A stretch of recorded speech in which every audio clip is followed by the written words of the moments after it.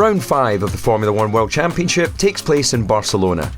A short drive northeast of the city, the Circuit de Barcelona-Catalunya has been home to the Spanish Grand Prix since 1991. The 4.6-kilometre track has a mix of high and low-speed corners, plus an abrasive surface that makes tyre wear high and the race demanding for both drivers and cars. Built as part of the development programme for the 1992 Olympics, the circuit rewards well-balanced setups, with the best passing opportunity coming after the run-down to Turn 1, which is aided by one of the 2 DRS zones. Drivers are familiar with the layout due to the extensive testing done here in pre-season, but the track is still a big challenge. Let's go for a lap with Sauber's Felipe Nasr.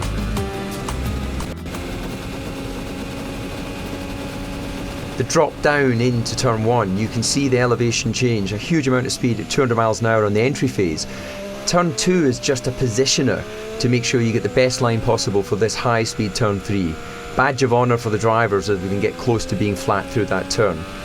The side of the neck is working really hard, and again as you carry the speed into 4, the high lateral force means the drivers are physically challenged in this racetrack more than others. Turn 5 hairpin, it's a long corner, so you can see a very wide apex initially, and all the focus is in trying to position the car for best acceleration.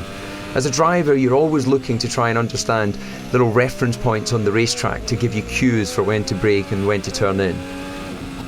Turn 9 is one of the mighty corners in this racetrack. Massive amount of speed as you turn in, use as much of the curb as allowed on the exit before running along the back straight and down into 10. On this particular lap, you can see Felipe Nasr locks up and misses the apex. That will have cost him time, and will also play in his mind as he starts coming into this last section of the racetrack.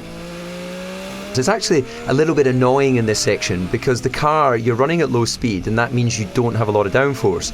So the car's sliding around a lot. The curbs through the chicane there are really high, so pretty uncomfortable for the drivers as they run through there.